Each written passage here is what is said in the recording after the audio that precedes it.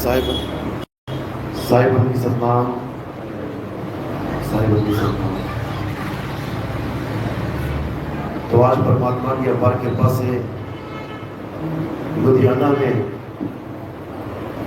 मूल ज्ञान का प्रचार होने जा रहा है। बहुत बड़े भाग हैं उन जीवों के जो इस मूल ज्ञान को एक बार भी सुन पाते हैं अपने पूरे जीवन काल में, और उससे भी बड़े भाग होते हैं उन जीवों के जो इस ज्ञान को थोड़ा सा भी समझ पाते हैं। क्योंकि दुनिया में अनंत प्रकार का ज्ञान है। हर धर्म में, हर देश में आप देखेंगे कि अलग अलग प्रकार का ज्ञान, अलग अलग प्रकार का विश्वास, अलग अलग प्रकार के भगवानों को पूजा जा रहा है। कोई किसी देव की पूजा कर रहा है, कोई किसी देव की पूजा कर रहा है, कोई कहीं पे माथा झुका रहा है, कोई कहीं पे माथा झुका रहा है। ये पूरे संसार में अनंत प्रकार का ज्ञान चल रहा है। लेकिन ऐसा नहीं था कि ये शुरू से सब अलग अलग थे। कबीर साहब कहते हैं, उतरे एक ही घाट से, आए एक ही बाट, और बीच में दुविधा पड़ गई, हो गए 12 बाट। कहते हैं हम सब एक ही जगह से आए थे, तब ना कोई हिंदू था, ना कोई मुसलमान, ना कोई सिख, ना कोई ईसाई। हम सब एक ही जगह से आए थे और एक ही जगह उतरे, इस धरती पे आए हम सब। लेकिन बीच में दुविधा पड़ गई, हो गए 12 बाट। ऐसी दुविधा पड़ी कि कोई हिंदू बन गया, कोई मुसलमान बन गया, कोई सिख, कोई ईसाई बन गया, और सबने अपना अपना अलग अलग रास्ता अपना लिया। तो ये जो हम एक से अनेक हो गए, हो तो गए, लेकिन ऐसा निकालना है जिससे हम अनेक से एक हो जाएं। और वो मार्ग कौन सा मार्ग है? वो किसी इंसान का बनाया हुआ मार्ग नहीं है। कोई इंसान चाहे तो इस सारे धर्मों को, सारे जितने भी मत चल रहे हैं, इनको एक नहीं कर सकता, क्योंकि सबने अलग अलग चीजें पकड़ ली हैं। लेकिन जब हम यथार्थ ज्ञान में आते हैं, जब हम सैद्धांतिक ज्ञान में आते हैं, जब हम परमात्मा के उस गुप्त भेद में, गुप्त रहस्यमय ज्ञान में आते हैं और उसको अपनाते हैं, तो हम सब दोबारा से एक हो सकते हैं। उसी का नाम मूल ज्ञान है। उसी को हम आत्म ज्ञान कहते हैं। आत्म ज्ञान, आत्म ज्ञान क्या है, कैसा है, आज उसको विस्तार से समझेंगे, ताकि हमें पता लग सके कि आखिर ये सारा संसार, ये पूरा विश्व अगर एक हो सकता है तो कैसे हो सकता है। अनेक तो करने वाले बहुत बैठे हैं। हिंदू को मुसलमान से, मुसलमान को ईसाई से, ईसाई को सिख से, सिख को यहूदियों से लड़ाने वाले अनेक बैठे हैं। लेकिन सबको एक करने वाला कोई होना चाहिए, तभी तो बात बनेगी। नहीं तो आने वाला समय बहुत खतरनाक है। सबसे बड़े युद्ध धर्म युद्ध ही हुए हैं। ये मत सोचना कि जमीनों के युद्ध हुए हैं।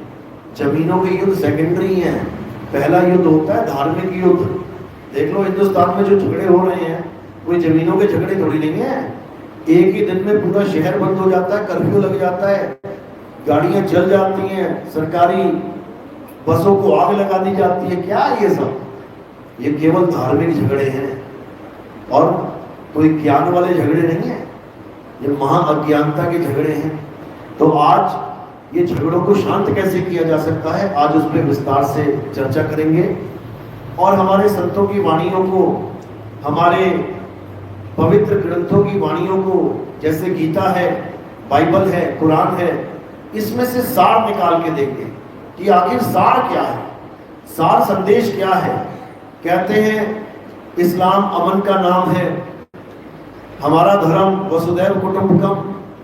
ईसाइयों में कहते हैं जीसस को एक गाल पे झापड़ मारा, दूसरा आगे कर दिया। सिखों में कहते हैं कि दूसरों के लिए अपने प्राण तक निछावर कर दिए गुरुओं ने। तो कहाँ गई वो भावनाएं आज? कहाँ छुप गई ये भावनाएं आज जाके? आज एक दूसरे का सिर फोड़ने को हम धर्म कहते हैं कि मैं कट्टर हूं तो मैं ज्यादा फोड़ूंगा। इस चीज को दिमाग से निकालना है और प्रेम का एक संदेश पूरे विश्व में पहुंचाना है, क्योंकि हमारा देश विश्व गुरु है और इसका मूल सिद्धांत वसुधैव कुटुंबकम है, यानी सारा विश्व हमारा परिवार है। तो अगर हमारे देश से वो चिंगारी नहीं निकलेगी सारी दुनिया को एक करने की, तो कहां से निकलेगी? यहीं से निकलेगी। इसी को गजवाए हिंद बोला है। आपने सुना होगा गजवाए हिंद, सुन के बड़ा करंट लगता है कि नहीं नहीं नहीं, हम नहीं होने देंगे गजवाए हिंद। लेकिन अभी किसी को गजवाए हिंद का मतलब तक नहीं पता। और जो मुसलमान ये कहते हैं कि हिंदुस्तान को इस्लामिक कंट्री बनाना गजवाए हिंद है, उनसे बड़ा मूर्ख कोई नहीं है इस दुनिया में। आप देखेंगे जो समझदार मुस्लिम है, जो कुरान बाइबल सब ग्रंथों को पढ़ के बैठा है, हदीसों को पढ़ के बैठा है, आप उनसे एक बार पूछेंगे ना कि गजवाई हिंद है, वो क्या जवाब देंगे आपको कि भाई इस चीज को गलत फहमी में मत लेना बिल्कुल भी कि गजवाए हिंद का मतलब है हिंदू राष्ट्र को मुस्लिम राष्ट्र बना देना, बिल्कुल नहीं। वो क्या बोलेगा कि हदीसों में ये कहानी आती है, पूछा जाता है, लोग पूछते हैं किससे? मोहम्मद साहब से। मोहम्मद साहब क्या करते थे? अरब देश में खड़े होके हिंदुस्तान की तरफ देखते थे, यानी पूरब दिशा की तरफ देखते थे। जब वो पूरब दिशा की तरफ देखते थे तो उनको खुशबू आती थी, जब उनको खुशबू आती थी तो वो मुस्कुराते थे। तब लोग उन्हें पूछते थे कि मोहम्मद साहब जी आप पूरब दिशा की तरफ देख के मुस्कुराते क्यों? तब उन्होंने क्या बोला उस समय पे, 1400 साल पहले? कहते तुम्हें नहीं पता, हिंदुस्तान से एक ऐसा ज्ञान उजागर होगा, हिंदुस्तान से एक ऐसा ललकार ज्ञान का युद्ध होगा जो सारी दुनिया को फतेह कर लेगा। उसी को गजवाए हिंद नाम दिया गया है, और वो किसी और का नहीं, वो हमारे 10वें अवतार कल्कि भगवान का जिक्र है। कहां पे आएंगे कल्कि भगवान? हिंदुस्तान में, संभल में। उसी का जिक्र सारे संतों ने किया। बाबा नानक ने कहा कि होर भी उसी मर्द का चेला। उसी का जिक्र बुद्ध जी के ग्रंथों में मिलता है कि एक मैत्रेय बुद्ध आएंगे। उसी का जिक्र ईसाइयों में मिलता है कि बाइबल में बोला है कि second coming, Jesus second coming आएंगे, घोड़े पे बैठ के आएंगे, तलवार लेके आएंगे। उसी का जिक्र इमाम मेहदी के रूप में बोला गया है कि घोड़े पे बैठ के आएंगे, तलवार लेके आएंगे। उसी का जिक्र यहूदियों में बोला गया है कि इलियास नाम का एक शख्स आएगा जो सारी दुनिया में अमन शांति को ले आएगा। इससे ये तो समझ में आता है कि हर धर्म जितने भी दुनिया में चल रहे हैं ये सब चाहते तो शांति ही है। इसलिए इन्होंने एक ऑप्शन छोड़ रखी है जो पूरे विश्व को शांति की लहर में लेके आएगा। हिंदुओं ने उसको कल्कि अवतार बताया, मुसलमानों ने उसको इमाम मेहदी बताया, ईसाइयों ने उसको जीसस सेकंड कमिंग एक बार जा चुके हैं, लेकिन फिर भी आस लगा के बैठे कि आएंगे दोबारा। इनसे पूछो कोई आया दोबारा मरने के बाद? लेकिन फिर भी आस लगा के बैठे हैं। क्यों? क्योंकि जीसस ने भी कहा कि मेरे जाने के बाद एक बार फिर से ये ज्ञान उजागर होगा पूरे संसार में। महात्मा बुद्ध ने बोला कि मैं तो चला जाऊंगा लेकिन एक बुद्ध और आएगा। क्या नाम बताया उसका?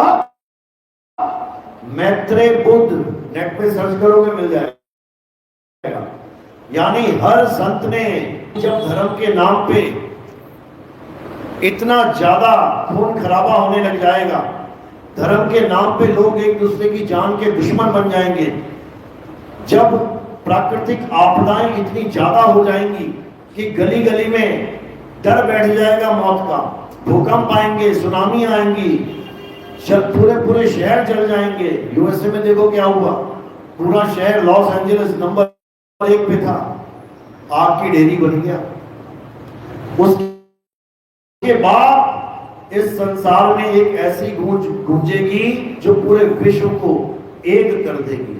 लेकिन वो एक कैसे करेगी उसके बारे में आज समझेंगे कि आखिर वो है क्या। क्योंकि हम भी कहते हैं कि कल्कि अवतार आएंगे तो पूरे विश्व को सनातनी बना देंगे, लेकिन सनातन है क्या आज इसको अच्छे से समझेंगे। क्योंकि हम देख रहे हैं कि हमारा जो हिंदू धर्म का जितने भी आदमी हैं, जितने भी लोग हैं, सबसे ज्यादा यही कन्वर्ट हो रहे हैं। आज हिंदू धर्म के लोग ईसाइयों की तरफ भाग रहे हैं, आज हिंदू धर्म वाले मुसलमान बनते जा रहे हैं। लेकिन तुम्हें हैरानी होगी कि कोई भी हिंदू होने को तैयार नहीं है। कारण क्या है? कारण केवल एक है, अज्ञान। और इस अज्ञान को अच्छे से खत्म करेंगे। और अज्ञान को खत्म करने के लिए हमारे पास एक बहुत ही दिव्य ग्रंथ है अपने हिंदू धर्म में, उसका नाम है पवित्र गीता। अगर हर हिंदू उस गीता को अच्छे से अध्ययन करना शुरू कर दे तो यकीन मानना एक भी ऐसा मजहब नहीं है जो सनातनी को हिला सके। मजहब क्यों बोला? क्योंकि ये मुसलमान, ईसाई, ये सब मजहब है, धर्म नहीं है। धर्म इस दुनिया में केवल एक ही था, एक ही है, एक ही रहेगा, और उसका क्या नाम है? सत्य सनातन धर्म। इसके अलावा इस दुनिया में कोई धर्म है ही नहीं। लेकिन ये सत्य सनातन है क्या, आज इसको विस्तार से जानेंगे। तो आज का सत्संग शुरू करने से पहले परमपिता परमात्मा के नाम का जयकारा लगाएंगे, फिर सत्संग शुरू करेंगे। बोलिए परमपिता परमात्मा की, सदगुरु बंदी छोड़ कबीर साहिब की, सभी संतों की, सभी भक्तों की, सभी महान पुरुषों की, आज के आनंद की, सकल हंस को बंदगी साहेब बंदगी सर।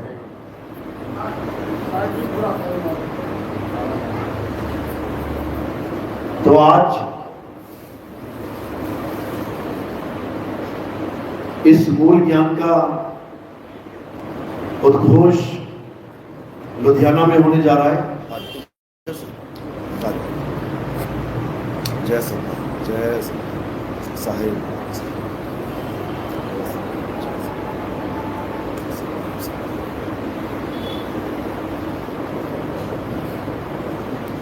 तो आज अच्छे से समझेंगे कि आखिर मूल ज्ञान होता क्या है। सब संतों ने अपने ग्रंथों में दो प्रकार के ज्ञान का जिक्र किया है।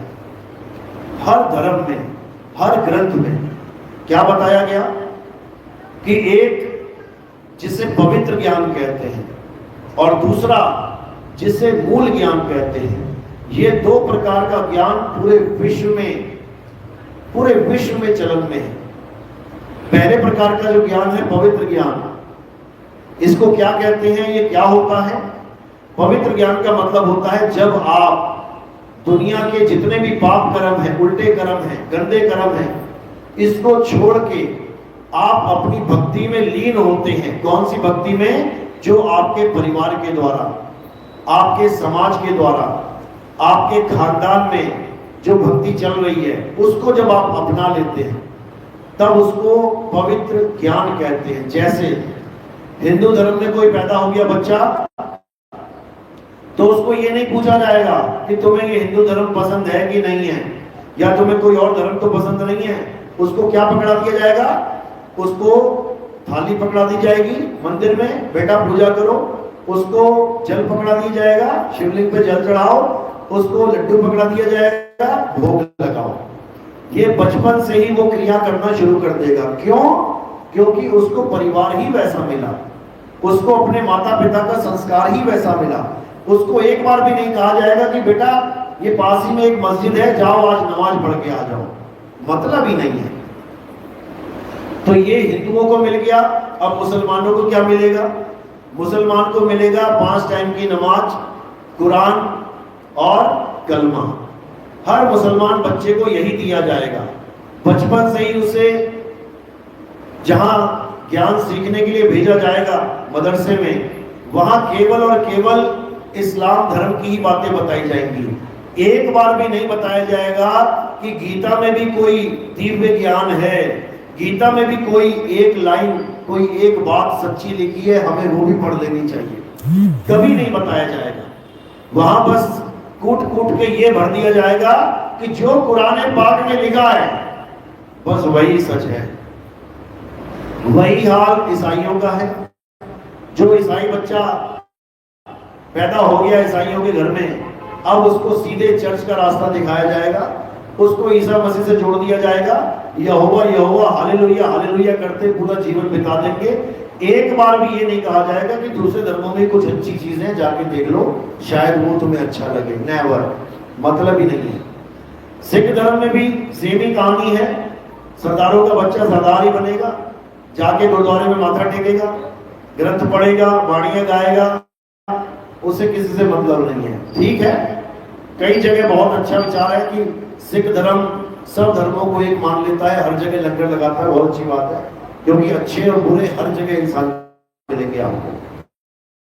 तो ये जो ज्ञान आपको मिला, ये पवित्र ज्ञान कहलाता है। यानी आप दुरात्मा यानी कि चोर डकैत बनने से बच गए, अब आप एक पवित्र आत्मा बन गए, यानी परमात्मा की भक्ति करने वाला।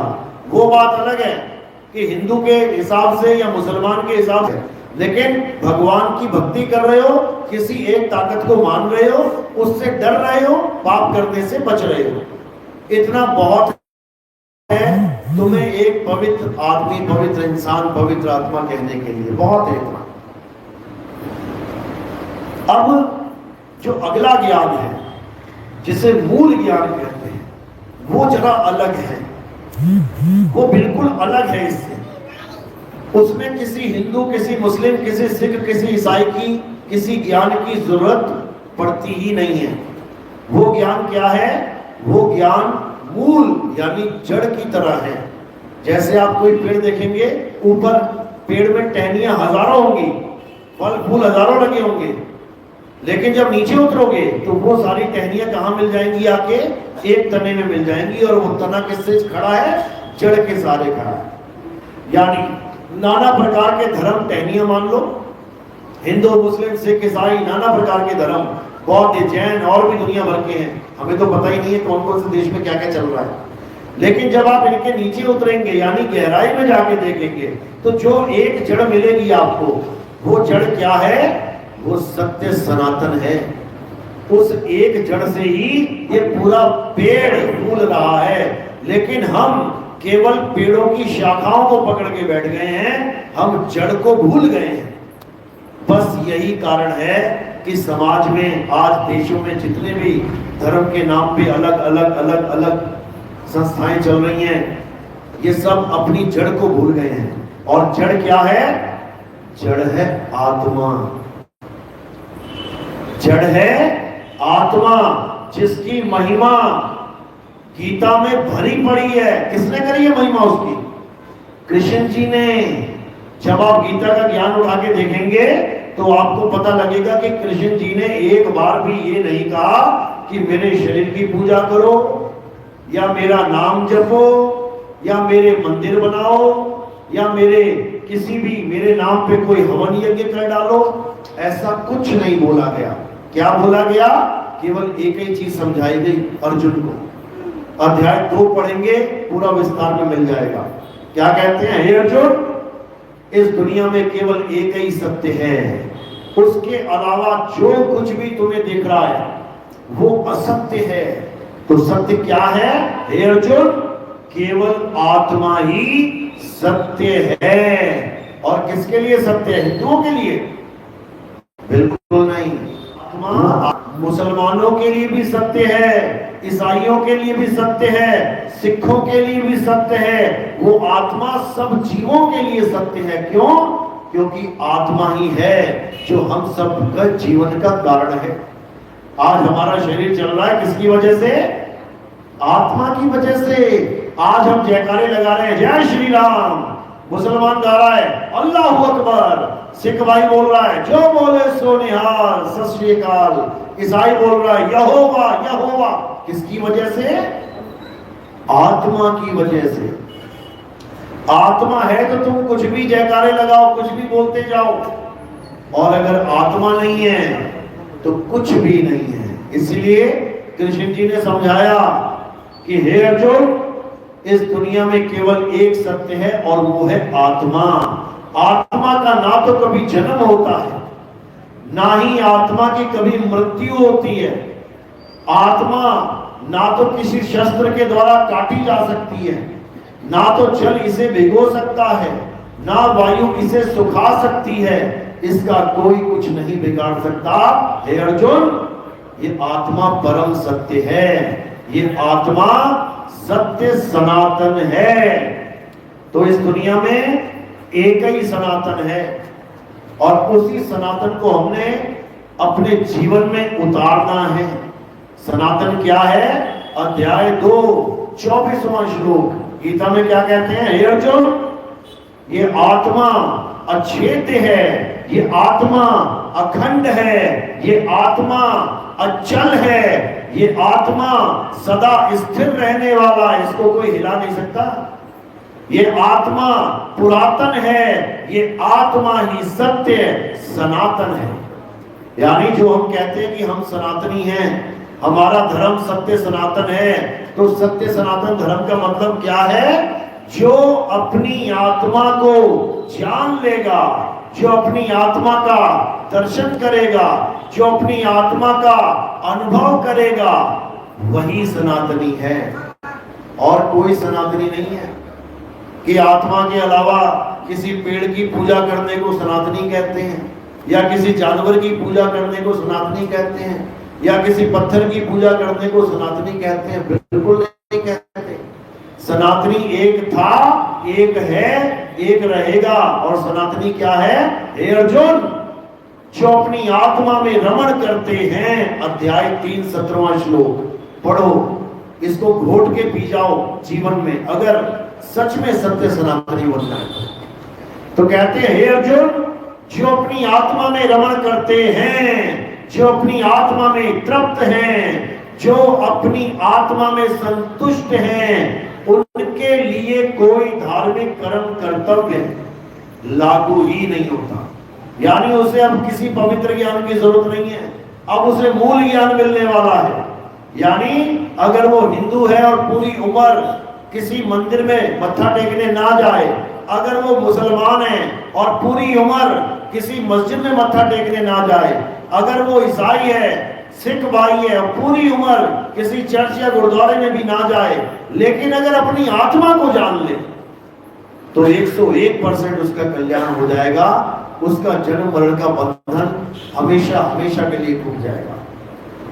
गुरु ग्रंथ साहब में भी वाणी आती है कि आत्म देव पूजिए, गुरु के सहज स्वभाव। हमारी 10 पातशाहियों ने क्या जिक्र किया कि अगर कोई आत्मा को जान लेता है, आत्मज्ञानी बन जाता है, तो वो इस संसार से मुक्त हो जाता है। क्यों? क्योंकि हमारा राम हमारी आत्मा में ही छुपा हुआ है। जैसे घी दूध में छुपा हुआ है, जैसे तिल का तेल तिल के दाने में छुपा हुआ है, जैसे फूलों की खुशबू फूलों में छुपी हुई है, इसी प्रकार हमारा राम हमारी आत्मा में छुपा हुआ है। इसी का जिक्र गुरु ग्रंथ साहब में आता है। आत्म में राम, राम में आत्म, चीनस गुरुमुख विचारे। कि हे जीव, अगर तू अपने परमात्मा को पाना चाहता है तो सबसे पहले तुझे अपनी आत्मा को खोजना पड़ेगा कि तुम्हारी आत्मा है तो कहां है, कैसी है। एक बार अगर तुमने आत्मा का ज्ञान प्राप्त कर लिया तो इस दुनिया में कोई भी अज्ञान तुम पर हावी नहीं हो सकता। और आत्मा का ज्ञान कैसे प्राप्त करेंगे? तो कृष्ण जी ने क्या बोला? अध्याय 4 34वां श्लोक पढ़ो, क्या कह रहे हैं। ये नहीं कह रहे कि भगवान को पाना है तो मंदिर जाओ, ये नहीं कह रहे खुदा को पाना है तो मस्जिद जाओ, ये नहीं कह रहे सत श्री अकाल को पाना है तो गुरुद्वारे जाओ, ये यहोवा को पाना है तो चर्च में जाओ। कहीं नहीं जाना। कहां जाना है?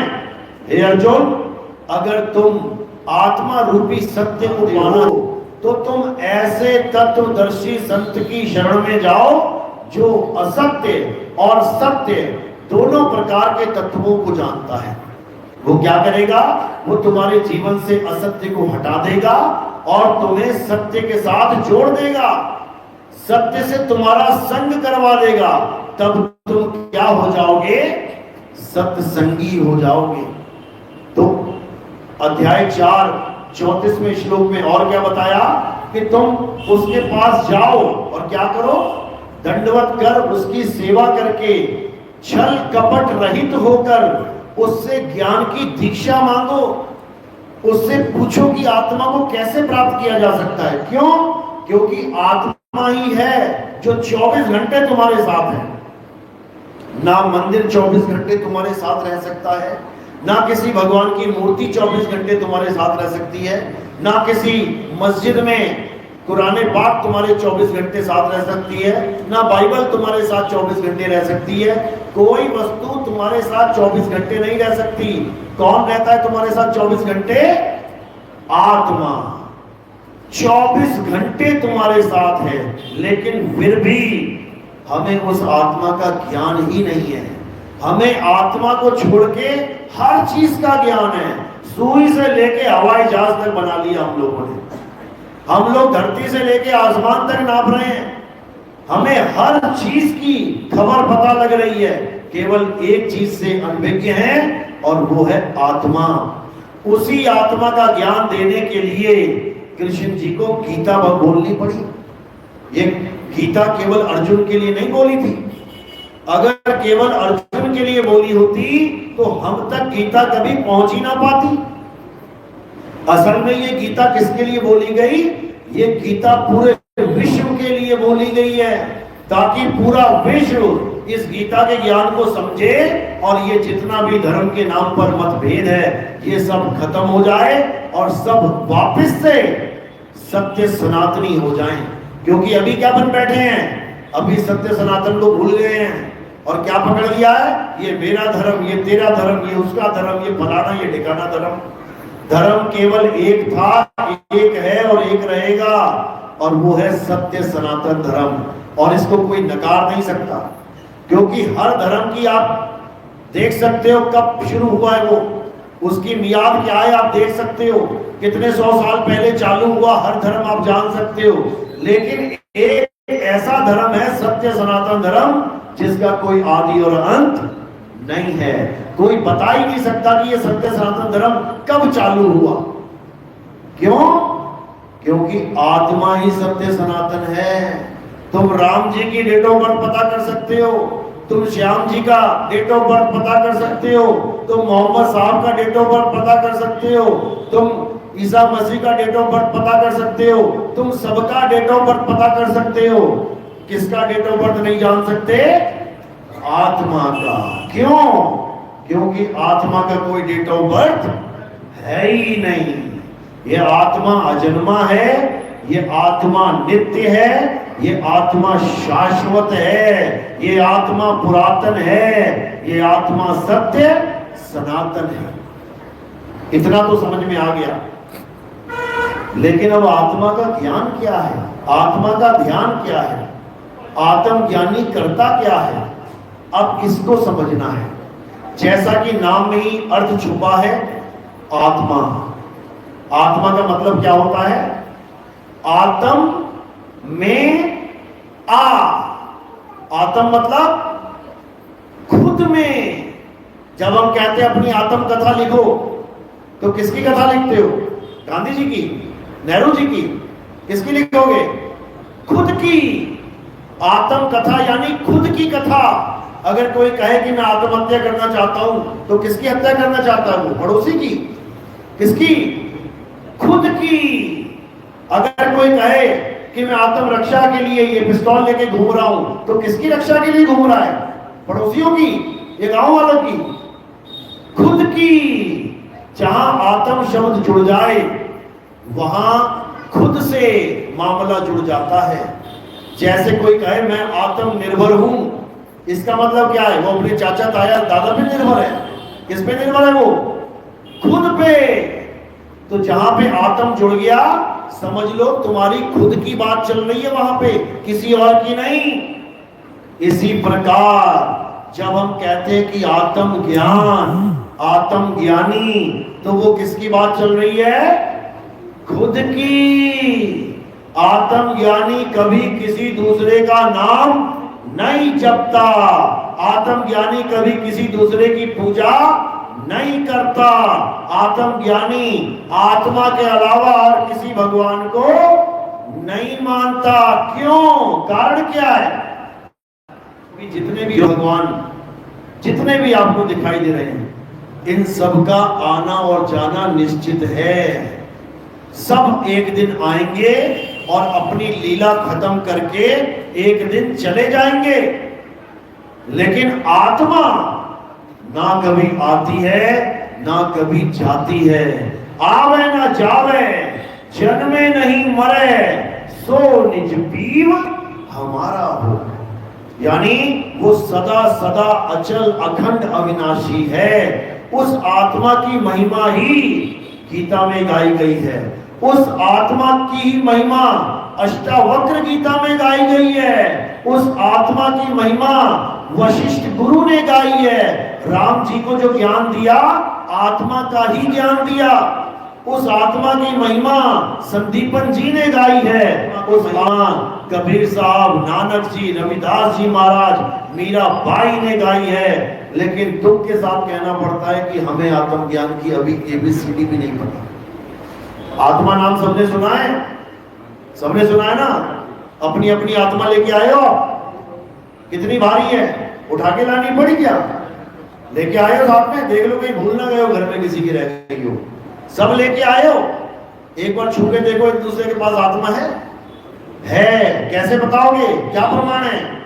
क्योंकि तुम हिल रहे हो, तुम गर्दन हिला रहे हो, आंखें चल रही हैं, हाथ हिल रहा है, पैर हिल रहे हैं, जुबान चल रही है। इसका मतलब आत्मा है।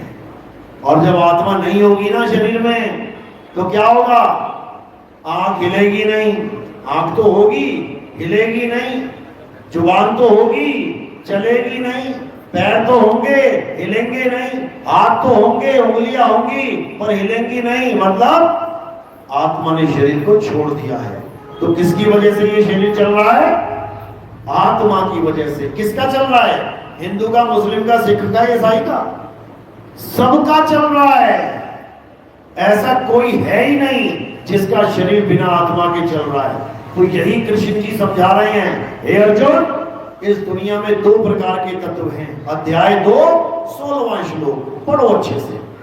हे अर्जुन, इस दुनिया में दो प्रकार के तत्व हैं, एक असत्य है और एक सत्य है। ये किसने बताया? ये तत्वदर्शी संतों ने बताया। उस पे बाकायदा लिखा हुआ है कि हे अर्जुन, तत्वदर्शी संतों ने दो प्रकार के तत्वों का जिक्र किया है। एक तो असत्य तत्व और एक सत्य तत्व। असत्य क्या होता है? क्या बताया कृष्ण जी ने? जो जन्मता और मर जाता है वो असत्य है। जो पल पल बदलता है वो असत्य है। जो इन आंखों से दिखाई देता है वो असत्य है। अब सत्य क्या है? हे अर्जुन, सत्य का ना तो कभी जन्म होता है, ना सत्य की कभी मृत्यु होती है। ये सत्य सदा एक रस अखंड अविनाशी रहता है। ये बदलता नहीं है कि आज कुछ और है, कल को कुछ और हो जाए। बदलने वाला तत्व क्या है? असत्य। यानी ये शरीर। जब बचपन में तुम छोटे से थे, अपनी फोटो देखना, उसके 1 साल बाद की फोटो देखना, उसके फिर 1 साल बाद की फोटो देखना, उसके 10 साल की बाद फोटो देखना, तुम्हें हर फोटो बदलती हुई नजर आएगी। यानी जो बदल रहा है वो क्या है? असत्य है। ये मीटर दे रहा हूं मैं आपको ताकि कोई मूर्ख ना बनाए आपको। पता लगा सत्य की जगह असत्य चला गया तुम्हारे पास। नोट देखे ना तुमने 2-2 हजार के, 500-500 के। असली भी चलते हैं मार्केट में और नकली भी चलते हैं मार्केट में। नकली चलते हैं ना मार्केट में। तुम्हारे पास चला कभी? आया कभी नकली नोट? क्यों आया पता है? क्योंकि तुमने मीटर नहीं लगाया। अगर तुम मीटर लगा लेते तो किसी की मजाल नहीं है कि नकली नोट चला जाए। मीटर क्या है? नकली नोट को परखने का 3, 4, 5 निशानियां होती है नोट में। थोड़ा टेढ़ा मेढ़ा किया तो रंग बदल जाता है, थोड़ा और घुमाया उस पे गुप्त नंबर दिखाई देने लग जाता है। गांधी जी के कान के पास 100 लिखा होगा, 500 लिखा होगा, उसमें एक लाइन होती है, वो लाइन दिखती है। यानी 5-6 निशानियां जब तुम देख लेते हो, परख लेते हो, उसके बाद तुम निसंदेह, कोई संदेह नहीं रहता, वो नोट सीधे जेब में डाल देते हो। अगर तुमने नहीं परखा तो याद रखना 99.99% ये नकली हो सकता है। इतना समझ लो। तो इसी प्रकार कृष्ण जी समझा रहे हैं कि इस दुनिया में 2 प्रकार के तत्व हैं। हमने कौन सा तत्व धारण करना है ये समझा रहे हैं। तो पहला तत्व वो है जो जन्मता और मर जाता है, जो बनता और बिगड़ता है, यानी ये शरीर। यानी कि अगर कोई शरीर की पूजा कर रहा है, अगर कोई शरीर को भगवान मान रहा है, तो समझ जाना वो असत्य की पूजा कर रहा है। क्यों? क्योंकि ये शरीर जन्मता और मर जाता है, ये शरीर पल पल बदल जाता है। आप देखोगे बचपन में छोटी सी फोटो होगी, किसी की भी पूजा करते हो आप, और देखोगे वो बढ़ रहा है, धीरे धीरे धीरे धीरे बड़ा हुआ, बड़े से जवान हुआ, शादी ब्याह होगी, बूढ़ा हो गया, यानी बदल रही है चीज। और जो बदले सो माया, ये माया बदल रही है। और तुम गलती से अज्ञानता के कारण माया की पूजा में लग गए हो। अब जब माया की पूजा करोगे तो क्या मिलेगा? अंत में माया ही मिलेगी, समझ लो। सोने की खान खोदोगे तो क्या मिलेगा? सोना। और कोयले की खान खोदोगे तो क्या मिलेगा? कोयला। समझ लो। आम का पेड़ बोओगे तो क्या मिलेगा? आम। और बबूल का बोओगे तो क्या मिलेगा? बबूल। तो कृष्ण जी तत्वदर्शी संतों के आधार से हमें समझा रहे हैं कि आखिर हम पूजा करें तो करें किसकी।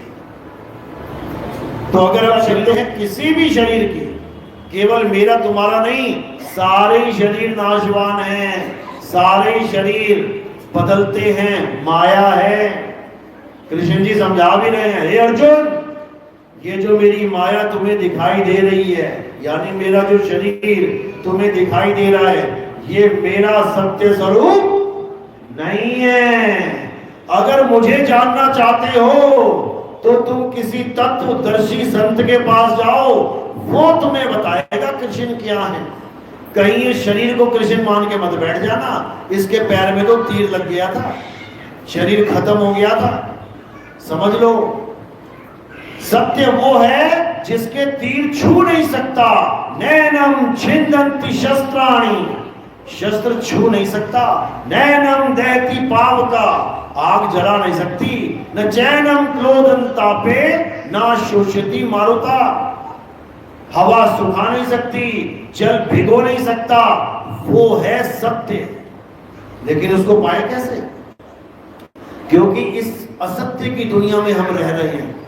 आंखों से दिखने वाली हर चीज असत्य है। देखो खुली आंखों से क्या दिख रहा है? जो दिख रहा है तुम्हें वो झूठ है, और जो नहीं दिख रहा है वो सत्य है। नहीं, क्या नहीं दिख रहा? आत्मा नहीं दिख रही है। पंखा दिख रहा है, रॉड दिख रही है, बल्ब दिख रहा है, सब दिख रहा है। क्या नहीं दिख रहा है? करंट नहीं दिख रहा है। और जो नहीं दिख रहा है वही सब दिखने वाली चीजों को चला रहा है। बस इतना समझ लो, जो आत्मा नहीं दिख रही है वही सबको चला रही है। क्या हिंदू, क्या मुसलमान, क्या सिख, क्या ईसाई, वो इतना भी भेदभाव नहीं कर रही, इतना भी भेदभाव नहीं कर रही वो। और उसे इससे कोई फर्क पड़ता भी नहीं है कि तुम किसकी पूजा कर रहे हो किसकी नहीं। उसको कोई मतलब नहीं है इससे कि हिंदुस्तान में हो और मुगल आ गए, राम मंदिर तोड़ रहे हैं, तो मैं इसके हाथ रोक दूं, मैं इसको ताकत देना बंद कर दूं। वो आत्मा इन चक्करों से बहुत ऊपर है, समझ लो। वो सबको पावर दे रही है। मुसलमान हिल रहा है आत्मा की वजह से, हिंदू हिल रहा है आत्मा की वजह से, सिख ईसाई हिल रहे हैं आत्मा की वजह से। इसी आत्मा की महिमा सब संतों ने गाई है। अब करना क्या है? इसी आत्मा को जानना है। जब लगना चीनोगे आत्म, तब लगना मिली है परमात्म। आत्म चीने परमात्म चीने, संत कहावे सोए, और यह भेद काया से न्यारा, बूझे बिरला को। यानी शरीरों की पूजा करने वाले तो बहुत मिल जाएंगे, लेकिन आत्मा की पूजा करने वाला बिरला। कहते हैं लाखों करोड़ों में कोई एक होगा जो तुम्हें आत्म ज्ञान समझा दे, नहीं तो ये समझ में नहीं आता मेरे भाई। तो इसी आत्मा की महिमा सब संतों ने गाई। इसी आत्मा को सत्य सनातन बोला जाता है। तो असत्य क्या है? ये काया असत्य है। और क्या असत्य है? अब जो पेड़ों की पूजा कर रहे हैं, कोई पीपल की, कोई तुलसी की, आज वो हरी भरी है, कल देखोगे सूख गई, हरा पत्ता पीला हो गया, यानी बदल गई। जो बदले सो माया, वो असत तत्व है। असत्य की पूजा करोगे असत्य ही प्राप्त होगा, इसकी पूजा नहीं करनी है। अब आगे बढ़ते हैं। आगे क्या है? ये नाम, ये जितने भी नाम आप बोल रहे हो, A to Z किसी भी धर्म का कोई भी नाम जो जपने में आ रहा है, अब उसको बोल के देखो कि क्या वो बदल तो नहीं रहा। ये मीटर दे रहा हूं आपको मैं, जो चीज बदल जाए वो सत्य नहीं हो सकती।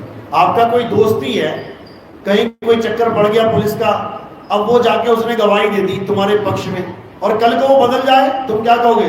बड़ा झूठा आदमी है तू तो यार, यानी तू सच्चा नहीं है, तू सत्य नहीं है। अगर तू सत्य होता तो दुनिया इधर से उधर हो जाती, लेकिन तू ना बदलता। लेकिन तू बदल गया, इसका मतलब तू असत्य है, झूठा है। यही मीटर है। कृष्ण जी गीता में यही समझा रहे हैं। और कोई गीता ऐसा ज्ञान नहीं है कि तुम पढ़ दो तुम्हारी मुक्ति हो जाएगी, ऐसा कुछ नहीं है। गीता का ज्ञान क्या है कि तुम जीते जी अपनी आत्मा को जान लो। जिसने अपनी आत्मा को जान लिया, समझ जाना उसने कृष्ण जी को जान लिया। और जो कृष्ण जी को शरीर मान के बैठा है, दो हाथ, दो पैर, सिर, पेट, कंधे, जांग, वो माया कोई कृष्ण मान बैठा है, क्योंकि ये काया ही माया है। ये 5 तत्व और 3 गुणों की माया है। इसीलिए इसे 8 अंगों की अष्टांगी देवी कहते हैं। माया का ही नाम क्या है? अष्टांगी देवी। 8 अंग कौन से हैं उसके? लोगों ने हाथ बना दिए, हाथ 8 नहीं है, 8 अंग हैं उसके। कौन कौन से? 5 तत्व, 3 गुण, यानी आकाश, वायु, अग्नि, धरती, जल, ये 5 तत्व और 3 गुण, यानी पैदा होना रजोगुण, पलना सतोगुण और नाश हो जाना तमोगुण। ये सारा संसार अष्टांग है, 8 अंग है संसार के। ये सारा संसार 5 तत्वों से बना है और 3 गुणों से चल रहा है। सूरज उगता है सुबह, रजोगुण है, दोपहर में तपता है, सतोगुण है, रात को ढल जाता है, तमोगुण है। ये 3 गुणों में ही सारी सृष्टि चल रही है। भूतकाल, भविष्यकाल, वर्तमान काल, ये 3 गुण हैं। इसी 3 गुणों में सारा संसार लिप्त है। तो क्या बोल रहे हैं गीता में? हे अर्जुन, जो मेरी त्रिगुणी माया को लांग नहीं पाते, वो जन्मों जन्म 84 लाख जन्मों में भटकते हैं। और जो तत्वदर्शियों के बताए मार्ग पे चलते हैं, सत्य को खोज लेते हैं, आत्मा को जान लेते हैं, वो मेरी त्रिगुणी माया को सहज ही लांग जाते हैं। कितना स्पष्ट बता दिया।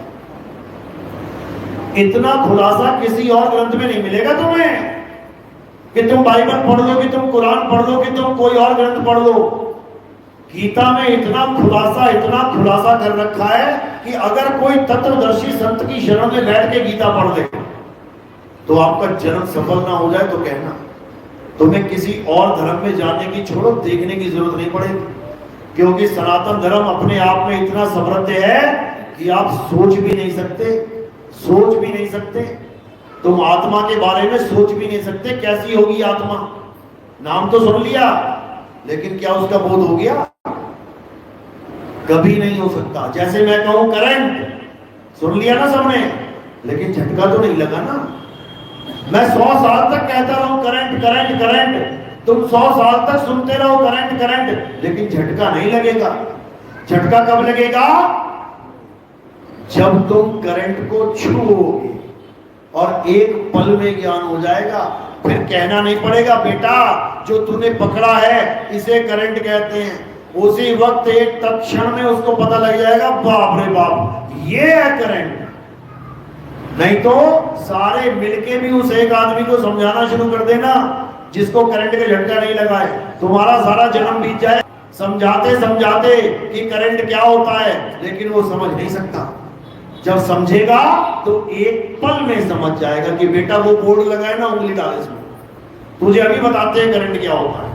तो जो उसको ज्ञान सुनने में आया वो ज्ञान अनुभव ज्ञान नहीं है, जो उसको अनुभव में आया वो तत्व ज्ञान है, समझ लो। तो उसी ज्ञान का जिक्र सारे ग्रंथों में बोला गया है। कबीर साहब कह रहे हैं, जल में मीन प्यासी मोहे देखत आवे हासी, आत्म ज्ञान बिना नर भटके, कभी काबा कभी काशी। कह रहे हैं आत्म ज्ञान बिना नर भटके।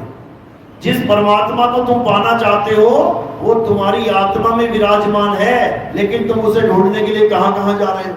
कभी किसी पहाड़ पे चढ़ जाते हो, कभी किसी रेगिस्तान में भाग जाते हो, कभी जंगलों में दौड़ जाते हो, कभी किसी नदियों में डुबकी मारने लग जाते हो, फिर वहां पे हादसे होते हैं, फिर हाहाकार होती है, फिर सरकारों पे उंगलियां उठाओ कि भाई उनकी वजह से मारे गए। मारे तुम अपने अज्ञान की वजह से गए हो। अगर तुम्हें आत्मा का ज्ञान हो जाए तो बताओ आत्मा तुम्हारे साथ कहां नहीं है। जहां तुम बैठे हो आत्मा वही है, जहां तुम खड़े हो आत्मा वही है। तुम आत्मज्ञानी बनो तो सही, लेकिन नहीं, आत्मज्ञानी नहीं बनना है। क्या करना है? वही जो पहले से चलता आ रहा है वही चलने देंगे। आत्मज्ञान लुप्त होने के बाद ही ये सारे धर्म, ये सारे पंथ प्रकाश में आए हैं। आत्मज्ञान खत्म हो गया तो नाना प्रकार का ज्ञान लिखना शुरू कर दिया लोगों ने। अगर एक आत्मज्ञान दोबारा से उजागर हो जाए तो बताओ दूसरी ऐसी कौन सी चीज है जो आत्मा के सामने खड़ी हो सकती है? क्योंकि इस दुनिया में चीजें ही दो हैं, एक असत्य और एक सत्य। जब सत्य ही आ गया तो फिर किसके आगे माथा झुकाओगे भाई? समझ लो, रात में अंधेरे में चांद और तारे ये सब बढ़ियाई खाते हैं। हम बहुत तेज हैं, हम बहुत चमकते हैं, हमारा बहुत अच्छा प्रकाश है, लेकिन जब सुबह सूरज उग जाता है तो ये सब प्रकाश खत्म हो जाता है। इसलिए इस दुनिया में सबसे बड़ा ज्ञान, सबसे ऊंचा ज्ञान, सबसे श्रेष्ठ ज्ञान कौन सा है? आत्मज्ञान। इसके अलावा सब झूठ है, सब झूठ है। तो कबीर साहब यही समझा रहे हैं कि आत्मज्ञान बिना नर भटके, यानी भटकने में लग गए, उस सत्य को प्राप्त नहीं कर पाए। जब तक वो सत्य नहीं मिलेगा, जब तक भटकना खत्म नहीं होगी। जैसे एक हिरण जिसकी नाभि में कस्तूरी है, अब वो है उसकी नाभि में, लेकिन उसको ज्ञान नहीं है तो भटक रहा है। तो कबीर साहब समझा रहे हैं, कस्तूरी कुंडल बसे और मृग ढूंढे बनमाही, ऐसे रमता राम है ये दुनिया जाने नहीं। यानी वो रमता राम सब में रमा हुआ है। उसका नाम राम रखा ही इसलिए है क्योंकि राम का मतलब होता है जो सब में रमा हुआ है। विष्णु का मतलब होता है जो विश्व के हर अणु में रमा हुआ है, जिसको उसने जीवित कर दिया है। ये अणुओं से बना है तुम्हारा शरीर, देखो कैसे जीवित हुआ पड़ा है। विष्णु यानी आत्मा के ज्ञान से ही। शिव का मतलब क्या होता है? शव में बैठा हुआ ईश्वर। ई की मात्रा ईश्वर है, कहां बैठा है? इस शव में बैठा हुआ है, इसलिए वो शिव है। और वो सदा सदा लिए अनंत है, इसलिए उसका नाम सदा शिव रखा गया है। जो सदा है, सदा था, सदा रहेगा, वही शिव है। लेकिन लोग किसी और को ही शिव मान के बैठ गए।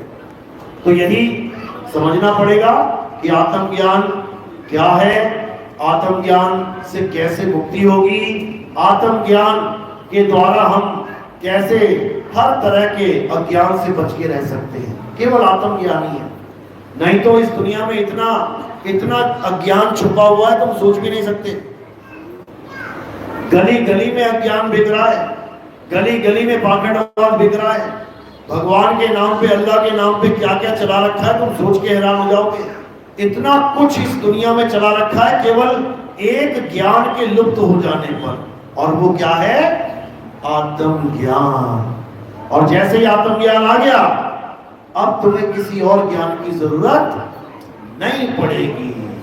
सारे धर्म एक हो जाएंगे, सारी जात पात एक हो जाएंगी, सारे विश्व का इंसान एक हो जाएगा। ये 52 अक्षरों का खेल खत्म हो जाएगा। ये सारे जितने भी नाना प्रकार के मतभेद हैं ये सब खत्म हो जाएंगे और एक आवाज जिसको सतनाम कहते हैं, उसी एक आवाज का झंडा सारे संसार में चले। चलो, तो आज का सत्संग यही समाप्त करते हैं और अब आरती का समय है। आरती कैसे करनी है, किसकी करनी है? हमारे यहाँ आरती किसी फोटो की, किसी कैलेंडर की, किसी जड़ वस्तु की नहीं होती है। हमारे आरती होती है आत्मदेव की, आत्मा की आरती होती है। तो आत्मा हमारा गुरु है, शरीर हमारा गुरु नहीं है। तो आत्मा की आरती कैसे होती है? थोड़ा सा फूल उठा के मेरे सिर पे रखना है। सिर पे क्यों रखा गया? क्योंकि शरीर पैर के अंगूठे से लेके कहां तक है? सिर की चोटी तक। तो ये पैर के अंगूठे से लेके सिर की चोटी तक एक नाशवान देह है। हमने ये फूल इस नाशवान देह से परे यानी आत्मा के चरणों में समर्पित कर दिए। तो हमारे यहाँ आत्मा की पूजा है, आत्मा का ज्ञान है। ऐसे ही आपने फूल सिर के ऊपर रखने हैं और कोई प्रचार प्रसार में योगदान करना चाहेगा तो वो सेवा केवल आपने पैरों में रखनी है। माया का स्थान संतों के चरणों में है और फूलों का स्थान संतों के शीश के ऊपर है। तो अब आरती होगी, सबने खड़े हो जाना है, बीच में गैप दे देना है। एक एक करके आते जाएंगे, पहले जेंट्स आ जाएंगे, पीछे जाएंगे, फिर लेडीज आ जाएंगी और सब आरती कर देंगे। उसके बाद भोजन भंडारा प्रसादी है, प्रसाद ग्रहण करके ही जाना है, बिना प्रसाद ग्रहण करे नहीं जाना है। चलो, तो आज का सत्संग यही समाप्त करते हैं। आरती होगी। बोलिए परमपिता परमात्मा की, सतगुरु बंदी छोड़ कबीर साहिब की, सभी संतों की, सभी भक्तों की, आज के आनंद की, सकल हंस को बंद की साहिब।